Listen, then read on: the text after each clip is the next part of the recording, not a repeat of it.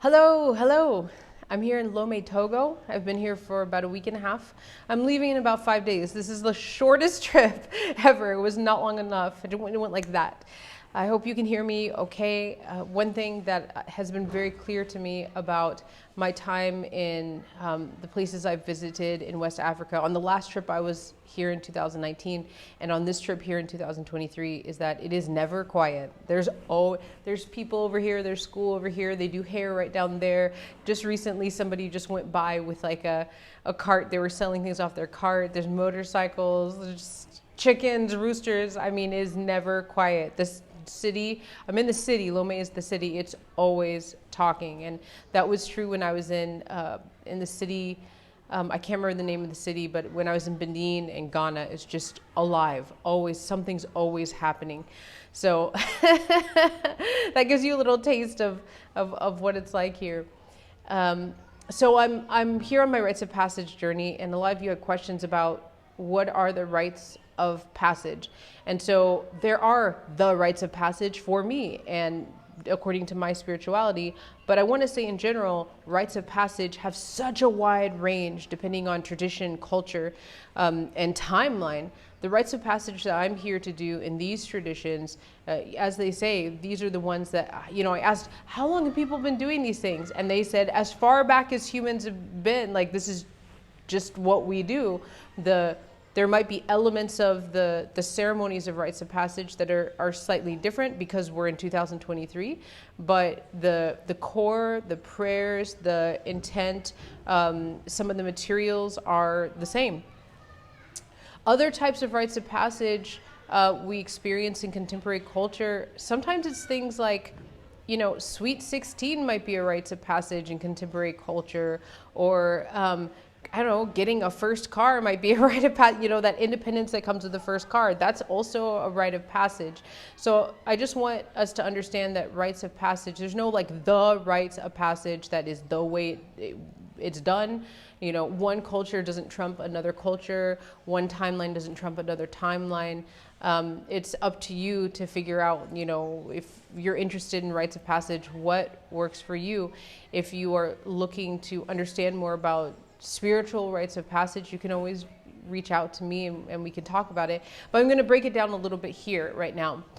So I think the best way is to give like a core understanding of spirituality here. And I would say that the spirituality and the way it kind of works individually within each person, I would say that it's similar to other spiritualities I've heard in indigenous cultures. Not the same, but similar to some other indigenous cultures. Remember that there's so much history we don't know. We've generally been cut off from our bloodlines and our spiritual lines and our own indigenous ways. Remember that at some point in your bloodline, way back, maybe not so far back, that you are indigenous to somewhere and that you have indigenous practices that are in your bloodline that include ancestors and your relationship with nature and the cosmos and spirits, all of us. No one is left out of that. So what I'm going to share with you today, you're going to see similarities in other places. And also for some of you, you might feel inside you like, oh yeah, like maybe that is something that I've been seeking or I feel inside of me that I want to discover. I encourage you all to go and discover.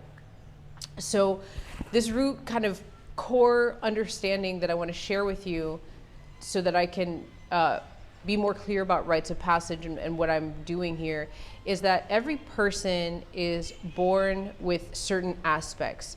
And really in a very simple way, I can say those aspects are from the elements, earth, water, fire, air. Right? You might find the other elements like in other cultures, it might be wood, earth, fire, metal, or something like that. But you're made up of certain elements. And those elements are representative of spirits because everything is spirit, it's all connected, right? And so those fracture off into infinite amounts of spirits. So for example, you might have a spirit that is, the spirit of earth and is also the spirit of war. And that spirit kind of fractions off into like the spirit of the earth that is the earth that's under the riverbed. The earth that's under the North Riverbed spirit is going to be a little different than the spirit that's the earth under the south riverbed spirit. And those two spirits, those earth under the riverbed spirits, are the same fractions of a higher spirit that is the earth and war spirit. A lot of these traditions are not written down, but the closest thing that I can sort of refer you to is if you go and look at the Hindu deities, you'll see, like, you'll hear about Tara, but then if you really look deep, you'll hear about a whole bunch of thousands of different other Taras.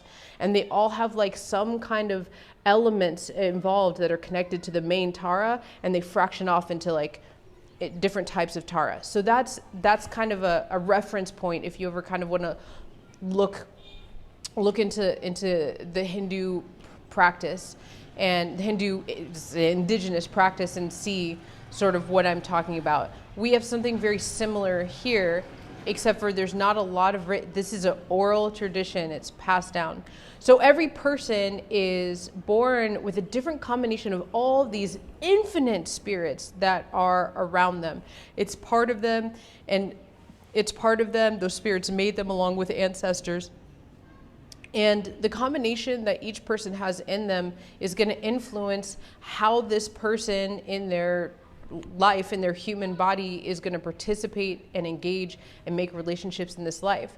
So when you can go your whole life without knowing about any of these things, any of these spirits specifically, but you might know, I'm sure all of you know, like, oh, I'm really attracted to water, or, oh, like whenever lightning strikes, I feel like I need to have like, be near, you know, near rocks, or like there are things with nature that you have that are very clear about. It can even be food. There's like certain foods that no doctors can explain why you're allergic to it, but it actually has to do with like the way the spirits made your blood. As a matter of fact, we were sitting at a table recently, and one of the priestesses was like, I did buy that book, that blood book about, you know, what you should eat, when you shouldn't eat. And she said, like, for my blood type, all the things it said that I shouldn't eat are the same as all of my prohibitions for this one spirit that I'm initiated to. Everything that this spirit says I shouldn't eat is also in this book. So we do, as human beings, even though we don't necessarily have all of that information or practice these ways, we do inside us have those answers. We do inside us know about those connections, even if our brain doesn't know about those connections to the spirits that make us all up. I think that's where that phrase comes, where it says, like, all you have to do is remember who you are. You know, that's a lot of the ceremonies and initiations, besides the actual physical initiations and spiritual initiatory processes that I go through. It's a lot of me just learning how to remember who I am, like, as a being in this world. So we're all born with all of these aspects, all of these spirits, and they affect our lives in one way or another. And I decided to go on this journey where I wanted to find out more about who those spirits are for me, and how better to live my life, and how to be more whole, and how to achieve what I'm here to do, and to get clarity and healing, and you know, take care of what we commonly call karma, and live a really clean and pure life according to me, and what is needed specifically for me, not what is just prescribed to me by a culture or a religion or bad habits or a trauma or any of that. I want it to be really, really deep in my roots and live accordingly to who I really am. Which is a process that never ends. And this is the way I decided to do it. So I came here and consulted with Ifa. Ifa is the record of everything. It's a spirit, and it's many other things, but just really quickly, if you've heard of the Akashic records, where you can consult and find out things about yourself, or what you should do or shouldn't do, or how you should handle people, or whatever. Here we call that Ifa, and the Ifa exists all across this continent. Might be called different things, but the divining, when you see different cultures go through divining, different types of ways to talk to a spirit, a specific record that gives answers. Sometimes you'll see cowrie shells. Sometimes you'll see coconuts. There's a different way that they will do it, like up in the north, like up in Egypt. There's a different way that they consult Ifa. They call it something else, but it's all that same spirit. Ifa will tell you, and you'll see in one of the interviews, one of the priestesses talks about Ifa a little bit. One of the things that you learn from Ifa is like what to eat, what not to eat, colors that are good for you to wear. You learn more about like your actual sign. We think of the zodiac when we think of signs, but all sorts of cultures have different types of signs that are earth and cosmology based, which is also spirit based, right? Because all of this is spirit. It'll tell you about your sign, and it'll give you like metaphors and also like, how do I say it, like phrases and metaphors and ideas, very clear ideas that will help you navigate your life. For example, something you could get out of Ifa reading is this person runs to the wood when they're looking for money. They run to the woods instead of the marketplace. They must run to the marketplace. And so that's, that advice would be a lot about like, don't run away from the place where there actually is money. Go to the place where there is money, and that is where your abundance will come from, which seems obvious, right, in this moment, but maybe to that person there's a block for them, or maybe for that person, their spiritual makeup, there's a shadow side that makes a block for them, and so that information is very helpful. So I went on this journey. I went to consult Ifa, and this was years ago. This was 2015 or 16, and I learned more about myself, and over time started studying and started understanding, started going through whatever ceremonies I could, even though I wasn't here on the land on the continent of Africa and in West Africa.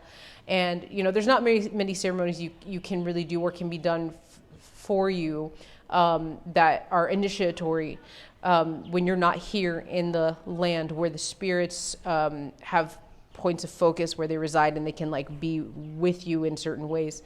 And so I made a pilgrimage. I came here for a month. This was in 2019. I came here and I started, there's many rites of passage. I completed some rites of passage, and I started my biggest rites of passage. I started that and made an agreement to come here and finish it. And that's what I'm doing here now. It involves many ceremonies and many rituals and lots of preparation and a lot of people. And it's been exhausting and beautiful. And there's still more to do up until I finish, and then literally finish and get on the plane. My bag's already packed for 5 days later. But the rite of passage, more specifically that I can share, is that it has to do with me accepting and making an agreement with specific spirits. That's really about acknowledging and it's almost like taking a vow that I'm going to walk in this life with you, and I'm going to live in a way that honors both these spirits that are my most important and biggest, most dense spirits, that's going to honor you and myself together. And that's where voodoo comes from. I don't want to say that's where voodoo comes from. There's probably so much more to learn about that. But voodoo is like to get me together. That's what it means. And there's many terms that mean voodoo. There's many terms that refer to this relationship, me and spirit together. I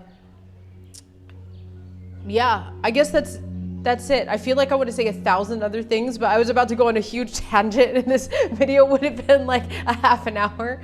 But that is like the part of my rites of passage that is most important that I can share, is that I'm making a very formal agreement, and in that way, in this formal agreement, there's a bond that happens, and it's a bond that in my family line probably hasn't been made for hundreds of years, because I am a child of Africa. I'm a child of other places too, but I'm mainly a child of Africa, and my bloodline is from this area, and this is how we lived our life.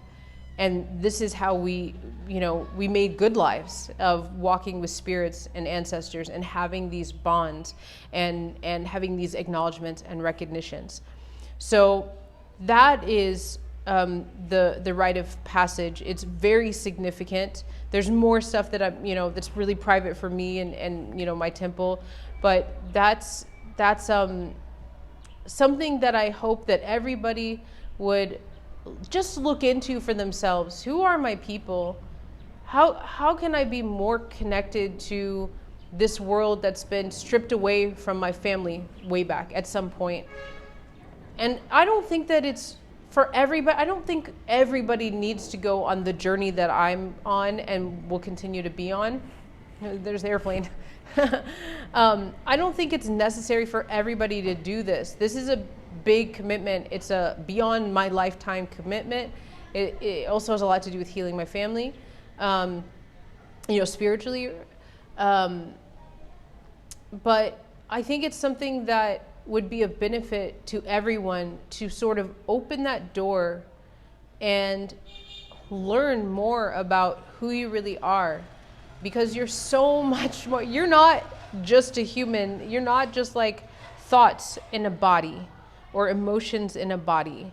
You are so much more. You have a whole spiritual team, I like to call them, a whole spiritual team. There's so much more about you that you don't even know, you haven't even tapped into, that is literally probably just because you're the one who's alive, probably just like all these ancestors being like, hey, say my name, like send me blessings, feed me, like let's do this life together. There's probably all these spirits that are just like looking through your window and being like, yo, like I can help you with that. You don't have to do this alone. That grief you're feeling, you're not in this alone. We'll hold your hand. Those blocks to the thing that you want, we'll move stuff out of your way. But you got to call our names and work with us and understand us. And I think that's a good beginning for anybody. Everything we do is going to pass on to the generations behind us, even if below us, even if we don't have kids of our own.